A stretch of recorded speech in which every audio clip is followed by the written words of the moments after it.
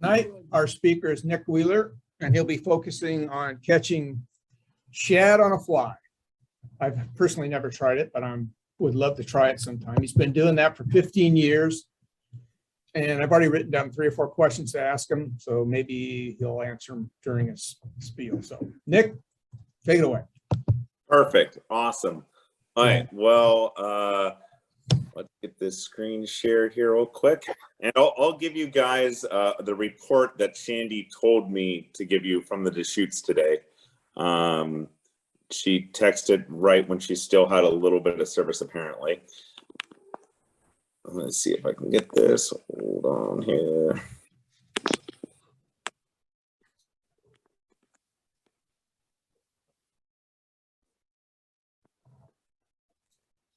Looks good. Yep. Perfect. All right. So Deschutes report first, before I guess I talk about the poor man's tarpon. Shandy floated from Warm Springs to Trout Creek today. She got a little bit of a late start. There are salmon flies in the bushes right now. There's not a lot, but they're starting to hatch. Wouldn't say that they're flying around, but they're in the bushes. The first spot that they fish right there at that boat ramp, if any of you fish that island right above, it is so good, and I highly recommend it if you're going to float it. They got a nice fish on a chubby Chernobyl, so they are looking up. They're starting to. Most of the rest of the fish on their way down, I believe, were on stonefly nymphs, and then a few more on dries, but weather was less desirable than what you guys will hopefully get this weekend out there. So bring some dries, but prepare a nymph. And that's kind of the report that she gave me. Hopefully she'll have a better report as I'm going to float down with her to Maupin tomorrow through Sunday. So any questions on that before I get on the presentation? No. Perfect. All right, good. So American shad, the poor man's tarpon, just really don't let the tarpon know that I called it that. I could probably get some funny looks, but these fish run, they jump, they literally, there's millions of them that come up our rivers. Who doesn't love that?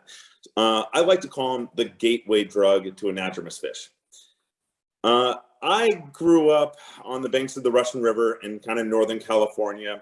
The Russian is a beautiful place. It has winter steelhead, no summer steelhead. It gets pretty much around 80 degrees in July as far as water temperature. So we don't even have trout either there. But what we do get is a fairly healthy shad run. So what is an angler to do but find opportunities? So I really got into that shad game, being young, broke, and single. Plus I lived like 100 yards away from the river. So I felt like I was the luckiest person alive at that point in my life, especially during shad season. I spent every afternoon I could after work on the river. Most of my friends would not be able to get a hold of me the entire month that those things were in the river, and didn't even bother to try to leave a voicemail on the phone. This is when I really discovered I had a problem with these fish.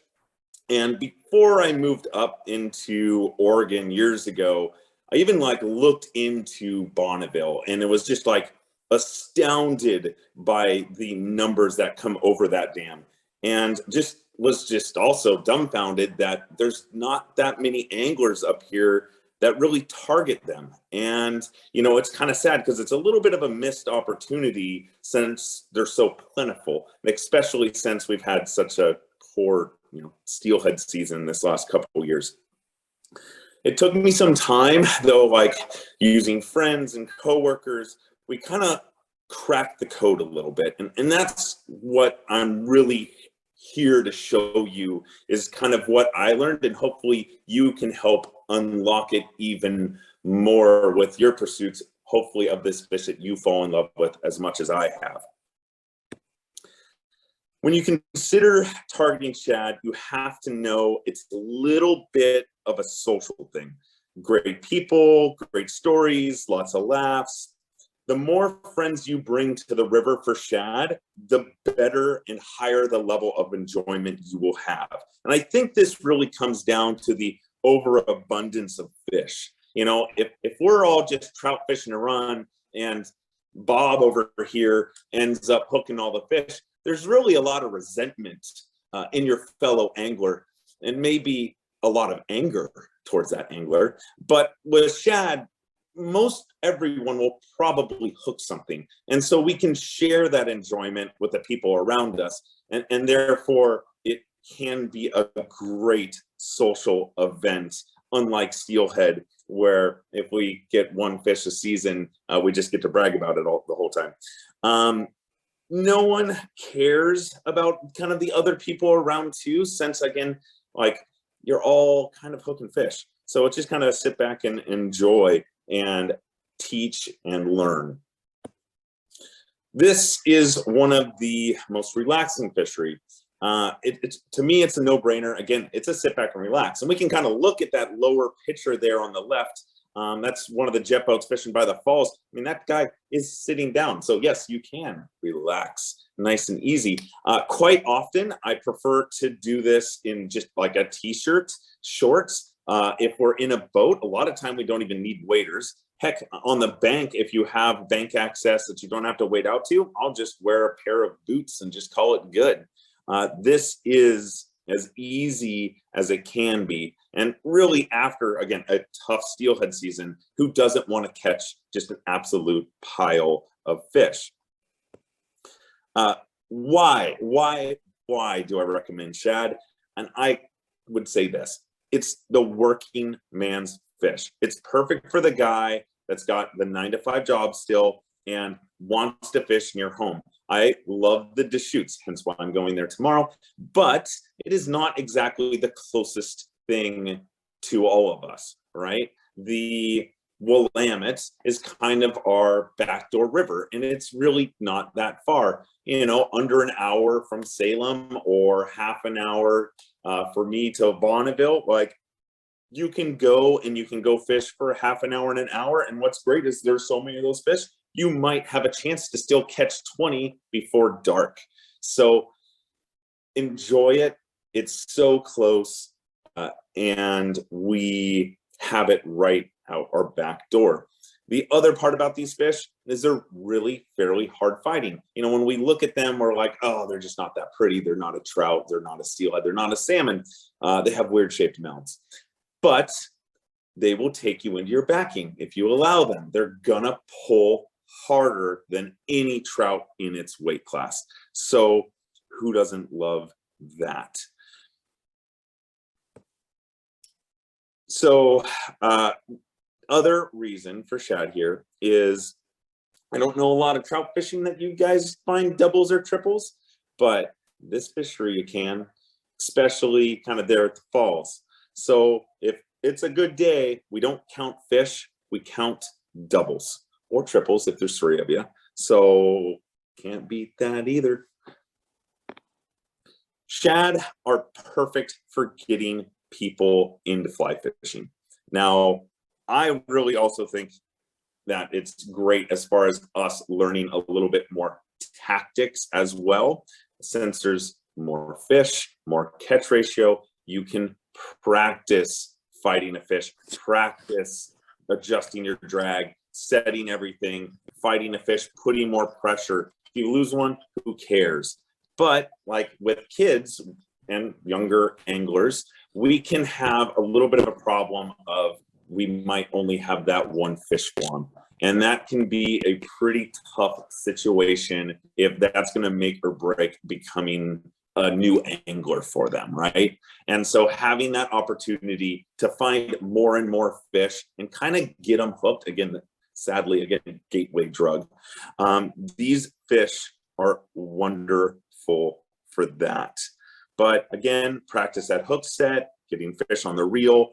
When we have like those newer anglers that haven't gotten a big steelhead yet, and when you get a fish that runs right at you and we're stripping line, and then that fish starts to take line, there's a lot of mess ups in there with anglers that are learning. And so again, we're going to have multiple shots at these things. So we can really practice and fine tune the process of actually good angling.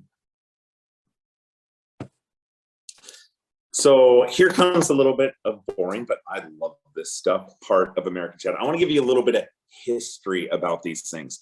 This fish is the most patriotic fish that you can go for. The American Shad is the fish that saved George Washington's army from starvation in Valley Forge.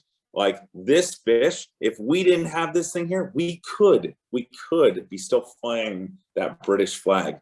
So just remember, when you salute that flag, you're also saluting the shad, and it's gift to us. And so you should give back to them and making sure that you target this wonderful species. But okay, there's my like two bits of fame in the shad era. But how they kind of came here on the West Coast. They're natively abundant on the East Coast. Numbers have dwindled, but where they've really exploded is the West. And so originally there was 12,000 fish stocked in the Sacramento River. And this was around the 1870s. And within 6 years of that initial stocking of American shad, they were already reported in the Columbia. Like these fish are prolific spawners and they spread like wildfire. So their range is all throughout the West now, and just from a few plants that were originally put in those 1800s. The first plantings that they actually put in the Columbia were in 1885. So much later than that Sac, those plantings, but again, still prolific numbers. They never planted the Umpqua, they never planted the Klamath or the Russian. Those fish were able to find and make their own returns. The runs, though, in the Columbia, like they didn't really get going until some of the dams were built. So once Bonneville was put up, we started seeing about 125,000 fish returning to the Columbia drainage system. And which is a lot, but not staggering amount compared to what we have now. The Dalles Dam, which allowed those fish to get up Celio Falls, that's when those fish could get into the snake drainage. And now on average, we see about 5 million shad returning to the Columbia drainage system, which is really impressive. Now on the East Coast, most people actually eat shad. I know. Shad festivals, shad planking, smoked shad, pickled shad. But the most common thing that guys will eat over there is their roe. And that's that upper left corner, which is kind of like the skein still on that spawn sack. So it kind of almost looks like a sausage. Very popular with capers, but actually loved quite a bit on the East Coast. Here, not so much. It is high in omega-3s though, so if you're really interested in trying it, go for it. On the West Coast, we're most commonly using shad for crab bait. Yeah, go figure. There's a few guys that are using it for sturgeon bait. It's very oily, very greasy, so it has a lot of smell to it, so sturgeon just flock to it. And then another good reason to keep shad, if you want to, on the West Coast would be to fertilize your gardens. I know quite a few people that put them under their tomato plants in spring. Kind of going back a little bit further in time, though, the shad were brought here to the West Coast for a food fish, right? We had ever-growing populations coming over through the Oregon Trail and all that kind of stuff. And the government was looking for ways to make sure if there was an issue, there would be food, right? And so that is why they originally stocked shad. And there were actual canneries and commercial fisheries for the shad here. The problem was that in that, I believe, late 1800s, early 1900s, the price of American shad, they became so abundant that they were fairly inexpensive and cheap. So the farmers couldn't really make much money on them. And so it never really took off. And you kind of understand why when we have so many salmon and steelhead fisheries in that era, like why eat shad when you can have a springer? But, you know, at least that's what we kind of think. Most of the West Coast recipes, and this is kind of my favorite thing, is if you're gonna cook shad, there is a way to make it taste good. And what you do is you get yourself a nice cedar plank. Like get it, you know, they're expensive now at Home Depot with inflation, but cut it the length of the shad. You want to preheat your oven to about 350. And you guys can take notes on this if you want. Nail that shad to that board. Put your favorite seasonings, like a little bit of lemon, maybe a little bit of dill on that thing. Put it in the oven for about 10 minutes. Once that thing is smelling just about right, take it out of the oven. What you want to do is take that shad off that board, but the nail's important. You want to use it to rip it off, and then you just throw the whole shad away. And then if you eat the board, it'll probably taste better than the shad. So that's my little shad joke recipe for you. A little bit more just about the fish. So this fish is the largest member of the herring family. Another reason why it's not popular to eat over here, this thing has over 300 bones. So it is not the easiest to debone. There are some secret tips on the East Coast of this, and this is why a lot of people will pickle these. The bones kind of dissolve a little bit, and that can be a little bit popular, but I prefer the board recipe over that. These fish mainly eat plankton in the ocean, right? So they're filter feeders more so. They will eat small shrimp and small eggs and all that kind of stuff, but they're primarily plankton feeders. But if we look at that picture on that right-hand side of that fish with its mouth open, they're very soft mouth, very paper thin. So that is something we want to pay attention when we're kind of setting the hook on these things, be a little bit softer. But if we look at the motor in the back on that lower picture and side plane of that fish, that's the forked tail. And that forked tail is like the sign of trouble.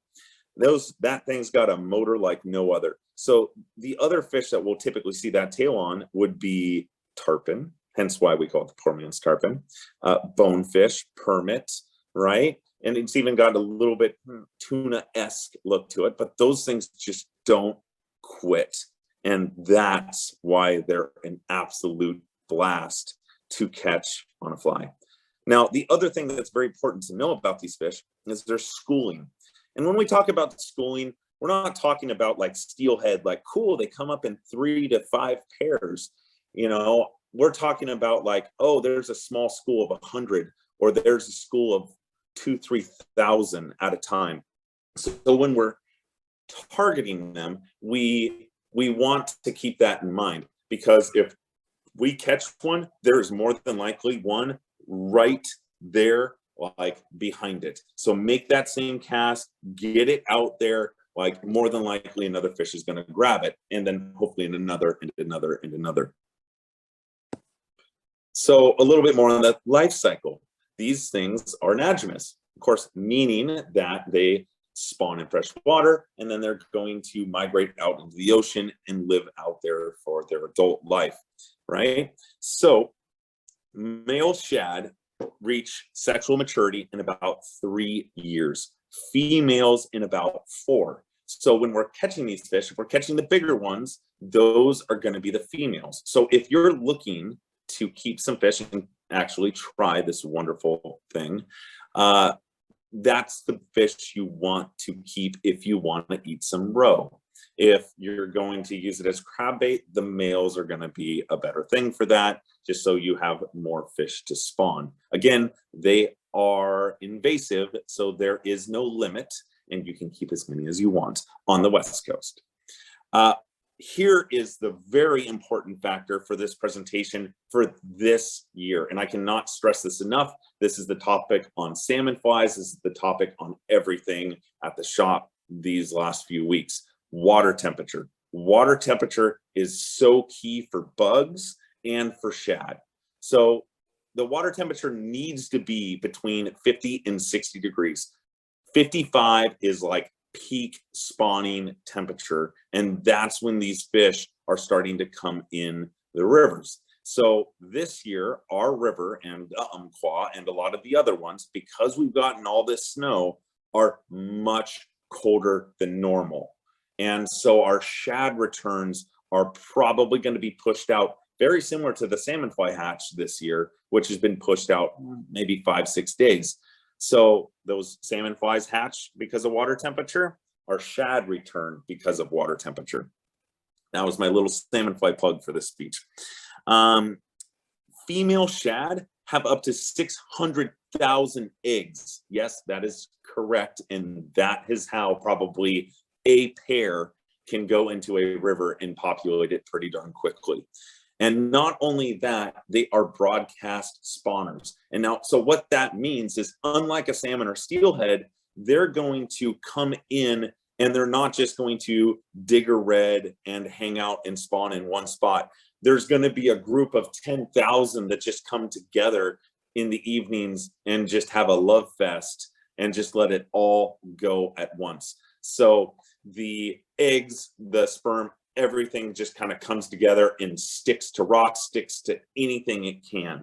Now, they won't just let that whole 600,000 eggs go at one time. They will typically spawn in a pool one evening, go upriver, spawn in another pool. Then maybe they're done with that river. They'll go up a different river. They'll go throw some eggs up in that.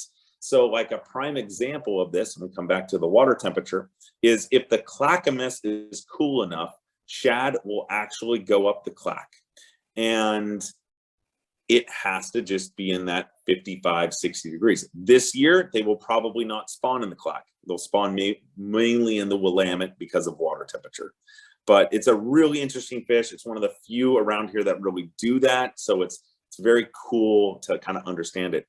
Now, the eggs hatch very quickly. They're going to hatch within 5 to 15 days. Now, if it's warmer water temperature, it's going to be in that 5 days. If it's in that 50-degree water temperature, it's closer to that 15. The adult fish, just like steelhead, unlike salmon, are going to migrate back out to the ocean. So we have downstreamers that return. They will do this multiple times in their lifetime. Again, another reason why we have so many shad. Juvenile fish are going to stay in the river systems until fall, and they continue into the ocean to complete their life cycle all anew. Now, this is something to know, not necessarily for fishing for shad, but for fishing for other fish in our rivers. So if those fish, let's say, are in here in June and it takes 15 days for them to hatch, July, August, we'll have a lot of shad babies in the Willamette. And that is one thing that bass love to eat. So knowing that, we can make some of our woolly buggers, whatever kind of patterns you want for bass in the Willamette to look as such, because they're going to key. If you're ever in, more in like downtown Portland or just in the slack water in one of the Willamettes, and you're out in the evening on a nice summer day and you're seeing millions of little fish jumping on the surface, those are the out migrating shad.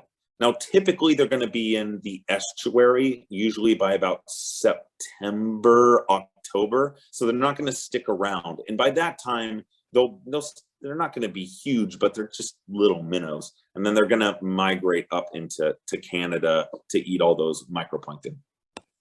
I know that was a lot of info of fish that people are like, what? But American shad range. So here's kind of their native range, and that's that orange color on that East Coast. So they're from Florida all the way up into Canada. And again, water temperature based. So Florida, those fish come in, I think it's like January, because it's nice and toasty down there. And then the runs up in like Maine and Canada are just like here. It's not until like June, July. You can see some of those sporadic, like Great Lakes and some random other lakes kind of in the middle of the states. Most of those are just landlocked fish, or hickory shad, which a lot of people think of as a bait fish. But if we look at the West Coast, those fish are spawning as far south as like LA area and go all the way up into Alaska and even into Kamchatka, Russia. So their area that they've migrated out of just the couple plantings in the Sacramento and the Columbia is just incredible. I really wish our steelhead could be hybridized to them so we could actually have just massive returns like this, but c'est la vie. Okay, so best times for shad. So this chart is very relative to the Columbia and the Willamette, and this is based on average years in water temperature. But shad are typically going to start coming up around, usually around Memorial Day-ish. I have a hard time fishing for them at that point because usually it's salmon fly hatch, mega hatch. So I will usually wait till June, and that's when our bigger numbers come in.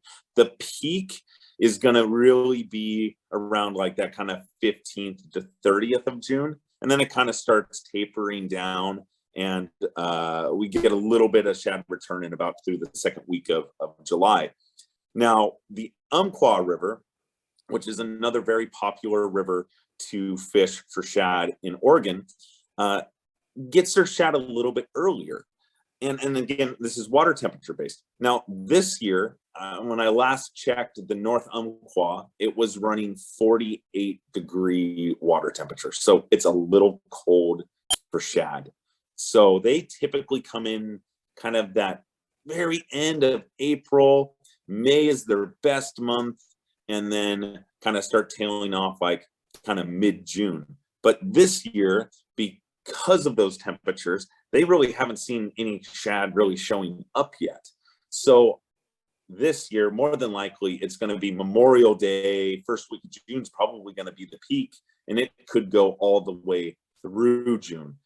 And this is the things that we kind of have to know to kind of target them. A lot of these fish, I mean, they're going to show up or they're going to find something else. So if shad can't find a river to spawn in, like if those fish, if the Umpqua were to stay at 48 degrees all summer long, they would just return to the Columbia instead. They have that ability, which is just insane. And again, hence why they can spread absolutely like wildfire. Next up, this shows the shad run over Bonneville. So this is like 3 consecutive years. And so this gives you a little bit of an idea of like a time frame to kind of go. Again, we get that like first push, kind of Memorial Day, and then there's a kind of a big jump. There's always this like little thing the first week of June that's just really good, slows down a little bit. Usually get a storm that second week of June, and then it just ramps up. But if you look at like that June 20th time frame, there's almost 400,000 fish a day going over Bonneville. That is just unbelievable when you think that the salmonoids coming over the dam in a year might equal like 400,000 fish on a bad year. And we're getting that of shad in a day. Unbelievable. Fish can be so thick you just kind of can't even see through the ladder. And then of course it peters out into that first part of July. Now, this is a kind of interesting, cool slide here. This kind of shows the push that we get in Bonneville, which is the lighter yellow. And then the orange is the return over McNary. So just above the John Day. So if one ever got so addicted to American shad fishing, one could continue up the Columbia and continue to chase them basically into July and August. That's getting a little obsessive. I haven't gotten that far, though I have chased the John Day return once or twice. But we could fish for those more in that mid-July and still have great numbers to target. All right, so here is a nice little video, and I'm hoping the video works for you guys, of 400,000 fish going through the Bonneville ladder. It's just unreal. And if you pay attention, you might see one poor, oh, there he is, little steelhead getting confused and turning around and going back. So that is the absolute crazy amount of fish. I kind of feel bad for that steelhead, though. Also would love to see steelhead in those numbers returning. Just be awesome. Okay, So now what you've actually really been waiting for, how to really target these fish and how to catch them in numbers. And I will give you all of my secrets. And again, if you guys end up with any questions at the end of this, I have no secrets on this fishery. I want to share it with as many people as possible to get more shad anglers in the Pacific Northwest. Okay, so where to find them? What are we looking for? What kind of water? So the real key here is, just like most salmon and steelhead and other anadromous fish, like these things are coming upriver, and a lot of times they're going a fair distance. So they want to take the path of least resistance. So looking for your soft edges. That upper left-hand picture has a great example of a seam that's like moving fairly quickly. Maybe it's 20 feet out from the anglers. And then there's some nice soft water on the inside. Those fish were all right on that seam, running that line up where they could feel protected by the deep water and the faster water, but they could take the easy current to continue upriver. So that is the best juicy water that I can find for shad. I just get very excited when I can find new water like that. Then below this, which is not in that photo, is a nice little eddy. Right? And so those shad will get kind of confused looking for the way up. And so a lot of times they'll hang in those eddies either to rest or to figure out which direction they're going. And when I say they get confused and rest, I'm saying one of those schools of maybe 1,000 fish that's just stuck there for 20 minutes figuring out which way it wants to go. And believe me, you want to be there when that school of 1,000 fish is bottled up in like a 30 by 30 foot area. Drop-offs, right? These fish are a little light sensitive, so they don't want to be high up in the water column typically. They're gonna want to feel like they can be near a little bit of deeper water. So I'm typically looking for at least 5 feet of where I'm usually swinging or stripping flies through. But again, those current seams, just like that upper photo, that is just, oh, it's gold. And then that lower photo, if we're reading that water, there's a little bit of a point. This is the falls at on the Willamette. And there's kind of a soft spot with some shallows, and it just drops off into a real deep bucket and an eddy right there. And those fish just hang in that eddy. So every time we can try to get a fly in there, we usually get one. Okay, so the cast. The cast is a little bit interesting, and if most of you, I'm sure, have swung flies for steelhead, and there's a lot of similarities, and a lot of similarities in trying to get to our fly deep.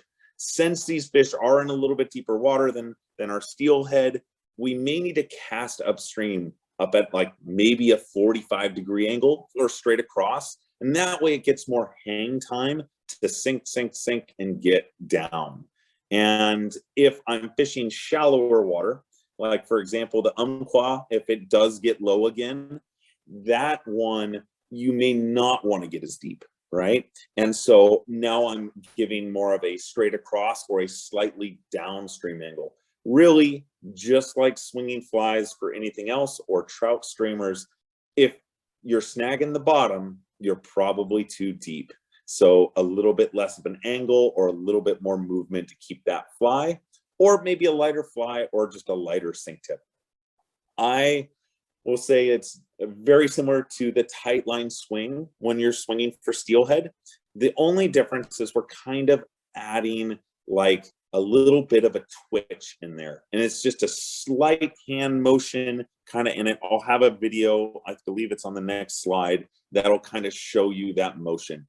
But the key here is if you can get yourself over a little one of those like eddies or deep depressions, you really want to make sure that hang down, or what we call the dangle, is fished pretty darn good. And so those shad will follow your fly towards the bank. And so let it sit there, and that motion and that twitch right at the end will just drive them crazy. And so the bottom of the swing is where we catch a lot of fish. So don't just strip it straight in. Let it sit there for a moment and soak. Okay, so here is the shad twitch. So this is fishing the Columbia. This was a section that wasn't as deep, so I didn't get it as much up angle. It was more straight across, but I'm letting line out to let it drop into place. Once it goes tight, I'm adding that little twitch in there. And it's just like lake fishing. I don't want to go crazy with it. Not huge motions. And a lot of us are stripping streamers. We just kind of get so excited. We're just stripping so fast. I just want to add a little bit of motion and a little bit of flutter to that fly. And once that starts giving that dangle, that's when it fish on. So again, don't set that hook too hard. You don't want to rip its face off with that like light mouth, but make sure it stays low. And we can kind of see there's that nice seam line out that 10, 15 feet off the bank. And that one was just an awesome spot on that day. There was just a million fish coming by. So the grab is pretty darn aggressive. And we don't necessarily, you're not going to be like, did I have a bite? It's going to let you know. You're going to feel it because it's typically tight lined. But don't hesitate. You need to set the hook immediately. Again, these things, they're kind of just attacking the fly. They're not really like, oh, I'm going to inhale that thing and swallow it into my gullet. It's nipping at the fly, and it's going to spit it out really quickly. So if you don't set the hook, it's probably just going to spit it right out. But the good thing is, if you do miss it, more than likely its brethren is right below it and is going to eat it. Don't miss it that second time. Again, don't set the hook too harshly. We can look at that upper right-hand picture, and you can see that that mouth is almost transparent. Like you can see my thumb through that thing. And if you just yank on it, like it'll cut through that paper thin. Where that hook is currently, right in the top, that's like a solid place. They never get off from there. And actually hard to pull it out with a pair of pliers. But if it's in that like side corner, it can be a little easy to just rip it right out. Okay, equipment. So on average, if we're fishing from the boat, a 5 or a 6 weight single hand is my go-to tool. And if I have enough back casting room in most areas, I continue to use the single hand. The ability to use a spey rod, and especially in tight back casting areas, is really nice, but they're absolutely terrible fishing out of the jet boat or like a drift boat. And the fact that like you've got such a long stick, it's super hard to land fish. And a lot of times if you're trying to, do a roll cast from a boat, you're hooking your buddy. So if you're in a boat, definitely recommend the single hand rods. If you have a trout spey, it's a really good tool. If not, a single hand 5 or 6 weight still does the trick. A reel with a decent drag is nice. You don't necessarily have to, if you're comfortable with click and pause and you've got an old Hardy or whatever, you're fine. But these things will go on pretty lightning fast runs. So a drag, so you don't have to think about it, is a nice feature. The fly lines. So for the Columbia and the Willamette, it's all about getting as deep as possible. And I will tell you that my go-to line is a 24-foot fast sink line. And so if you have like a teeny line or one of the Rio's heavy sink tips, like those are absolutely great. A 15-footer on a single hand is usually about minimum, like any of those streamer lines. In this, again, this is for the Willamette and the Columbia. It's booking, it's moving, they're big. Now, if you're going to the Umpqua, like we don't necessarily have to get as deep in normal water conditions. We may have to use these lines this year because of how high the river is. But like guys will use like intermediate sink tip lines there. And I've even known a guy to use just a floater, but really heavy shad flies. Personally, I totally dislike heavy shad flies. I think it completely takes away from the fly movement and the wiggle of the fly. So I prefer to have a heavier sink tip line. But if you don't, and you've got a 15 footer and you're not getting down enough, or it's a 10 footer, like, yeah, go for a heavy fly, whatever you need to, that works. In certain situations, we have tried even a Euro stick. And if the shad are close enough to the bank and you've got a heavy enough, well, Euro rod and a heavy enough Euro fly that looks like a shad dart, it works really good. And you actually will catch like 2 shad at a time. It's quite a disaster. But if you're using trout spey rods, the other popular stick, like 12 feet of like T11 or T14 is typically the most common. Since the flies aren't very big, even a lightweight trout spey can throw T14 fairly easily. As far as leaders, just like steelhead, you don't need anything very long. Just like 3 to 4 feet will do absolutely fine. I use like 6 or 8 pound Maxima, but 6 or 8 pound salmon steelhead, whatever you got, will definitely be good. If you go heavier in murkier water, it's not going to be a big deal. If you're fishing the Umpqua and it's gin clear, if you're using 12 pound, it may spook a few fish. Okay, so a little bit of that like line setup there. And this is that chart that's in that handout that I believe you guys have or were emailed out. But this kind of shows why we're using those lines. Again, the spey rod, and you can see here, this is Clackamas Park. Yes, Clackamas Park on the Clackamas, on the mouth where it comes in, right above it. There's not a lot of room. There's trees behind you. So trying to use a single hand rod here, you end up hooking that branch quite a bit. And I have a few shad flies in there still, probably to this day. So this is where the trout spey really does help. And you can see that seems pretty far out there. It's kind of in that 50-foot range. So roll casting a sink tip line on a single hand rod is a little tough. So if you can, and you got a trout spey, a great example. Even Shandy will use her normal 7-weight steelhead spey if you have that too. The other tip I can give you, if you're using the trout spey or any of the spey rods, if you use a sinking Skagit line, like an intermediate or one of those fist lines, it will help the fly get even deeper and hopefully catch you more fish too. But there's that short leader. Again, get that fly as deep as possible. And that's a lot of times why I'm casting upstream a little bit to give it more sink.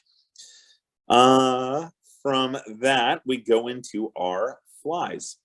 Now, the flies are rather stupid, which is super fun because these fish just like anything bright and shiny. There are still quite a few people that do just a plain gold hook. Now, I feel like I'm a little above that, just slightly. But you can see that as one of my fly boxes. If you want to kind of keep in those chartreuses, the pinks, orange, those are all great colors. Usually has some flash in it. But what you don't want is you don't want a super long tail. A really long tail usually ends up in a lot of short bites. And so you just can't get those fish to commit. And again, they're not trying to annihilate the fly, they're just nipping at it.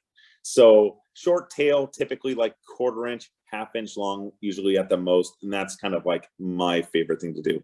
And one other thing, when you're tying on your fly, and this goes with almost any streamer, if you're trout fishing or you're steelhead fishing, I always use a loop knot onto the hook. It gives that fly so much more movement.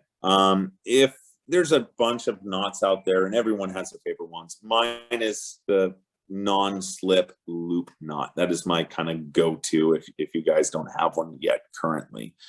From that, here is really the only fly you ever need. So this is the silver bitchin. It was invented originally by Bill Shad of Northern California. And with a guy with the name of Shad, I mean, how can you go wrong with inventing a shad fly? And yes, that is his real name, though it is spelled differently. It's more like Shad. But This fly, I don't know. I've caught so many fish on it. It is indestructible as far as destruction to fish. I put a fair amount of head cement on it, so it does stay fairly durable. I literally just carry a box of these, maybe in a few different bead chain weights or dumbbell eye weights, but really this is it. This recipe is in that handout if you guys want it too. And if you end up with any questions on any of that stuff, I will gladly assist. But it is darn easy to tie. Try to make sure you have that diamond shaped head. That is definitely absolutely key. Hot tips. I can't stress this enough. Get down deep, deep, and deep. If you catch one, you want to make the exact same cast. Like, again, there's fish are in massive schools. So just like lake fishing, when you're casting out and you've got your countdown, you count to 10 before you start stripping in. It's the same thing with shad. Like, I'm trying to figure out how far I'm casting, how much line I have out. Because once I hook one, like, I'm going to reel it in. So I'm going to have lost my distance and line, right? So I'm like, okay, there's like 40 feet out or 50 feet out. I'm casting it at this angle. I'm letting it sink. I'm twitching. I'm not twitching. It was on the dangle. It was in the middle of the river. Where was it? But if you can make that same cast, especially immediately after catching that one, the chances of catching a second one is like 90%. Like, it is so high. And then if that fish is still there, you're probably going to get another one. When it's really on, you'll watch other fish trying to eat your fly with the shad on the fly already. It's just absolutely crazy. But the opposite can be said. If you're not catching any shad, you need to move, especially if you're seeing other people. It is insane what 10 feet will do. You can go from catching absolutely zero shad in an hour to moving 10 feet downriver to every cast in that hour. It is unbelievable. On the Russian, since there wasn't that much pressure, when I found a good spot for that season, I would go pound a stick into the bank. And so that way I could always come back to that stick and stand in that same spot, because I just knew I could get the perfect drift there. So try to remember, try to figure out that perfect spot. And then typically if the river's the same height, you go back there the same time the following year, it's probably going to be just as good of a spot. It's something about the eddy, something about the current, the fish just like it there. And then again, if it's still not working, change flies up, change your drift up, move, go to a different spot, like bank access, all that. Like, if you're not catching something, it's not the fish, it's probably you, and you just need to move a little bit. If you're bank fishing, this is definitely a very big important one. If you're bank fishing and you happen to be on the Columbia, especially, there's a lot of people, quite a few people, in fact. And if you just go to the river and just park and walk 10 feet, you are going to be there with your 10,000 other best friends. But if you walk down trails or you get away from the parking lot, and sadly, because shad fishermen are fairly lazy, we just have to walk like a quarter mile, half mile, and we can get away from everyone. And so take that opportunity, take that extra 10 minutes, walk a little bit farther away from the boat ramp.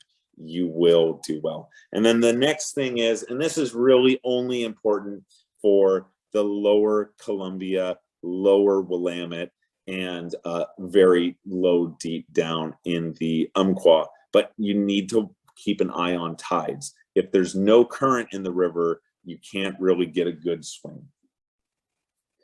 Then from there, here is a nice little chart. This is for fishing the lower Willamette. This would be kind of in that like Oregon City stretch.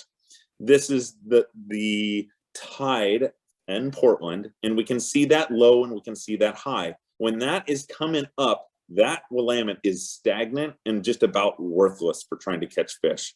We have to have current. It's going to push those fish against the edge. It's going to make them possible to catch. Now, that green highlighted area is the tides that I will fish. Now, this really only matters if the Columbia and the Willamette rivers are really high and get backed up by tides. And in some years, there's either so much current in the Willamette, like currently, that tide isn't influenced. And so it's not as big of a factor. But if you're noticing that you're going and it's just stagnant, it's more than likely the tide. Okay, shad are most aggressive in low light hours. So what you need to think about this is they have fairly sensitive eyes.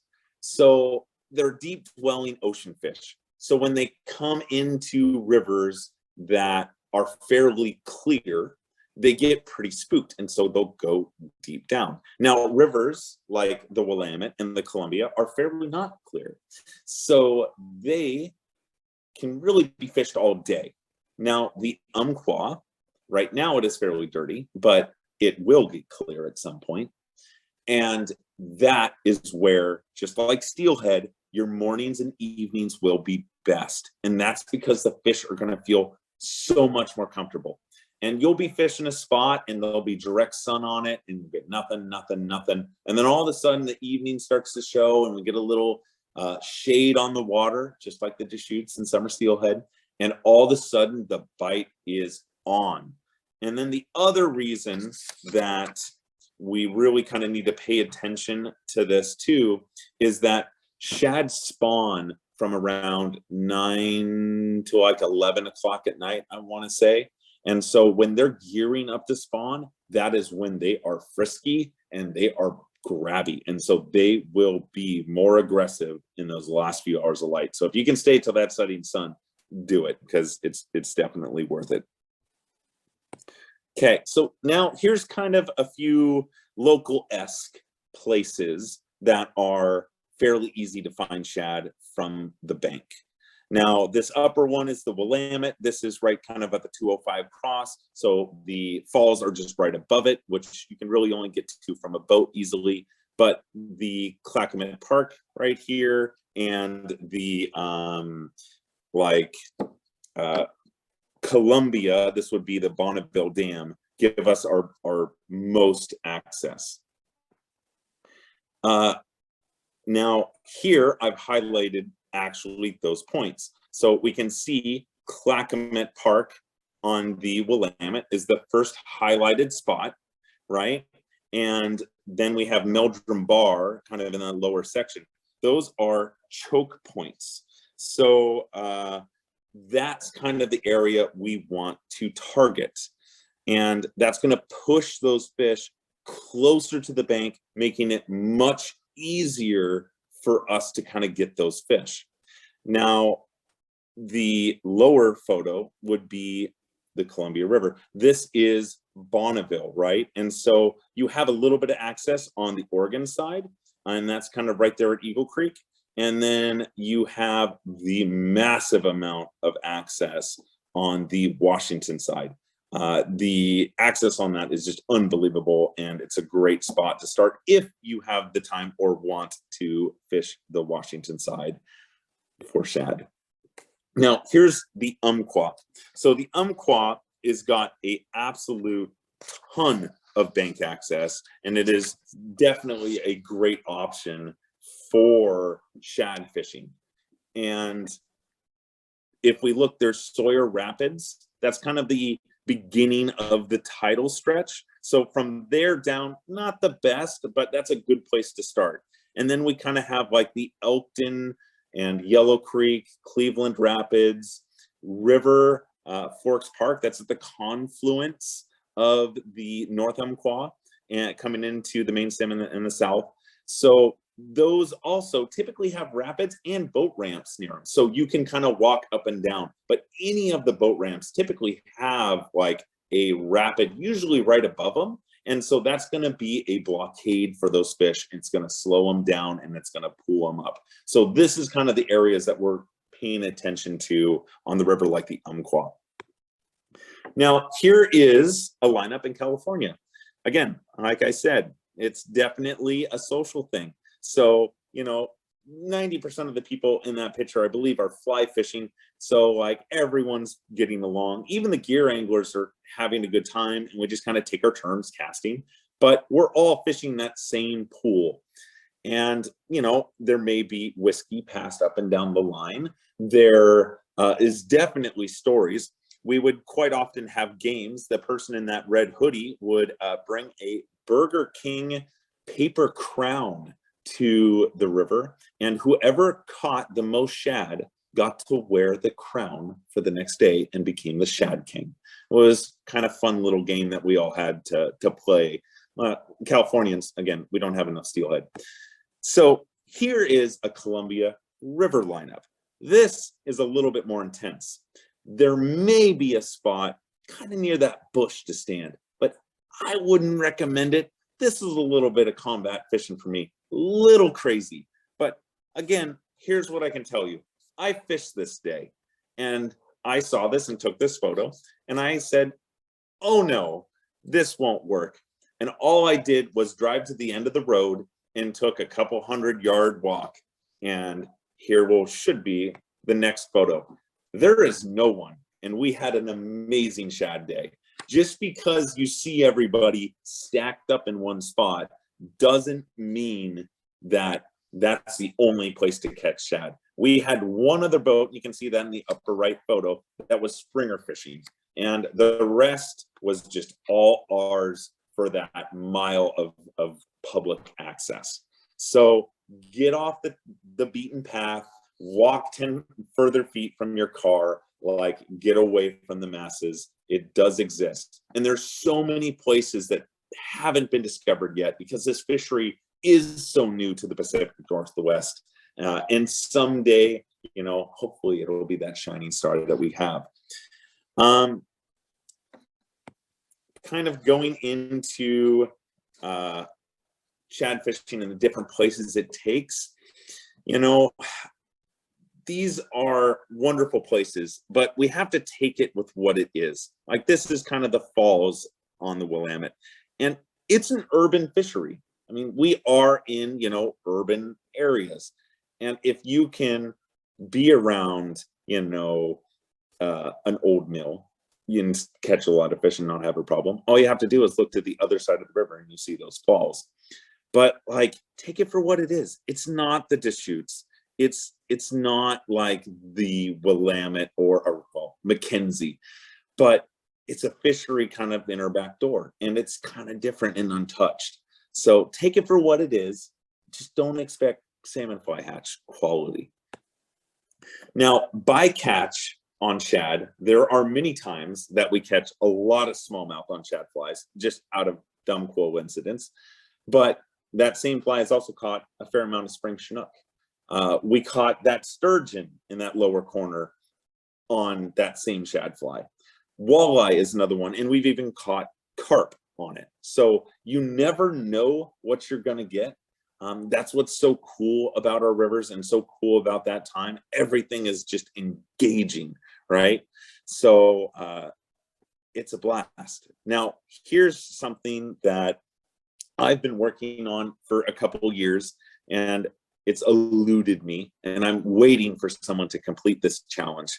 But this is what we're calling the Columbia River Invasive Species Grand Slam. The goal, to catch a carp, bass, and shad on the same day. I've gotten two of them, either the carp and the shad or the bass and the shad, but never all three. It's gonna happen. But if one of you can get this, like, you'll be my hero for life, I promise you. So try it, attempt it, especially if you get into this. Carp are another species that are just so underrated for the Columbia and Willamette. And again, they're just right in our back door. So think about it.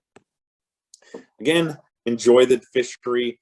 Just take it for what it is. It's not the Deschutes, but it's here. And for that, if you're like looking for help, here's my little plug for Watertime Outfitters.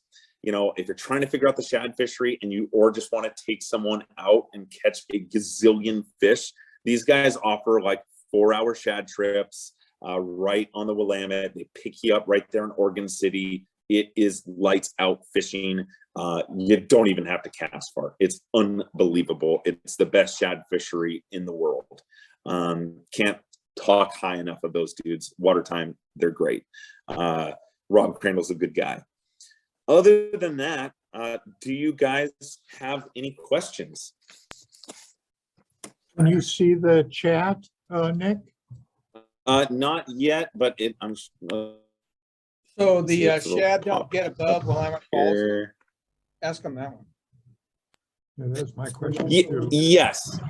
So they used to more, and in some years, I think there's enough volume of water that they can use the ladder. But shad are weird creatures. They can only use certain ladders. They can use Bonneville, they can use John Day ladder, but they can't really use the Willamette fish ladder. It's the wrong style for them. But when they used to use locks, and transport more stuff up the Willamette, those things would go all the way to Eugene.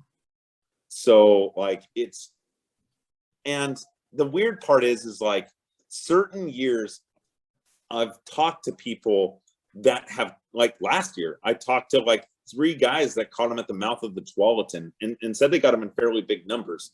So I don't know if that was just like a random school that got up there, or if it's just a lie from the fish trap person to not have any fish above it. But if someone figures it out, let me know, because it would be a whole lot nicer to fish for them in a lot more places. Yeah, it would. So I'll ask our audience to unmute, and anyone in the room here have a question for Nick? Don't be shy.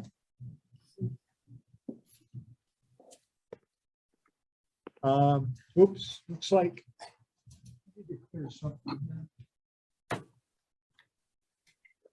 Too bad they didn't go all the way up the Willamette and down. It'd be so much fun. Be like.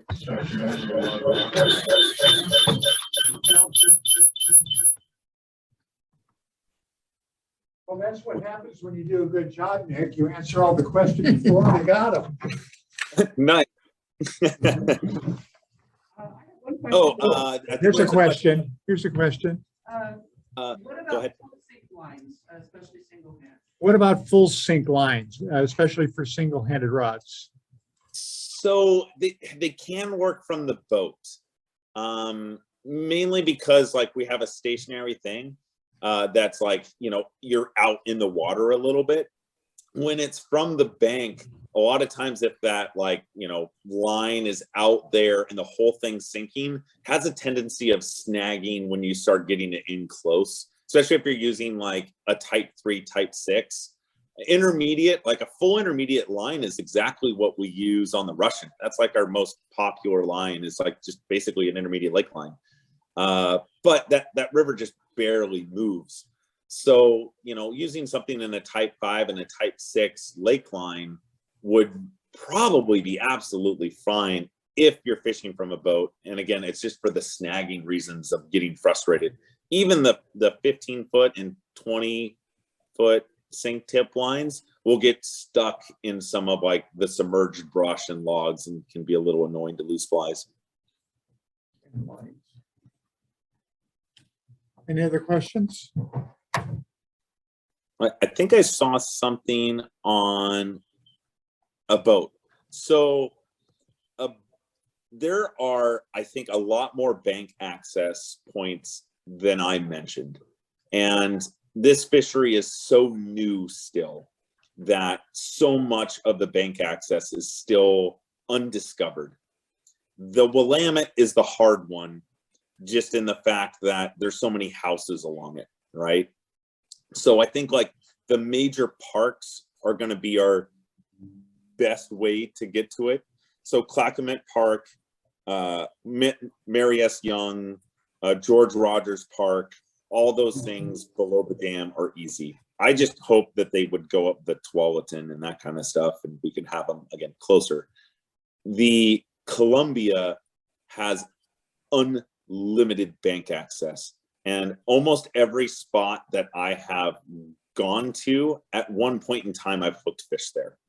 But it's you know, it's finding it at the right height and figuring out where the seam is. There's a lot of spots that I've tried and I've just been too high or too low, and it's like dry.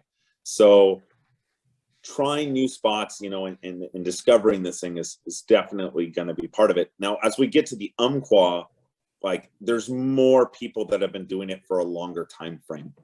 So we see a lot more access points like online that are the classics, but almost every park on that lower Umpqua stretch, and there's a lot of them, basically have a shad run on them. So that's got the most bank access. How about the Chetco and the Sixes and those rivers? They don't get them, to my knowledge. So, and it's water temperature based. So most of like the smaller rivers, so like even down in California, like the eel doesn't get them. The Gualala Garcia don't get them. So I'm pretty sure the Elk and Sixes, like the Rogue doesn't get a shad run, to my knowledge. I think it's too cold. All the coastal rivers and the Tillamook stretch and like the LC, I don't think they get any shad either. And it's just, they're cold enough to kind of keep them out. And it's the same reason why they don't go up the Sandy. Like the Sandy doesn't ever get any shad, which is, you know, again, kind of weird being a large tributary. Okay, thank you.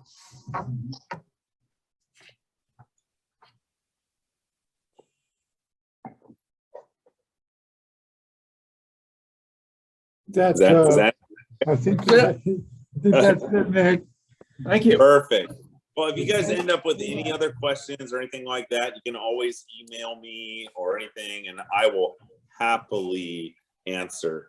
I will talk to Shad about Shad forever. Ask him if he's still at Portland Fly Shop. Are you still at Portland Fly Shop? Yes, I am still at the Portland Fly Shop, but not for Todd. Advertise. Bob was asking. Bob was asking. Oh, okay. Cool. Well, thank you much. Yeah, no problem. Thanks for See ya. having me. I really appreciate you guys. Bye-bye.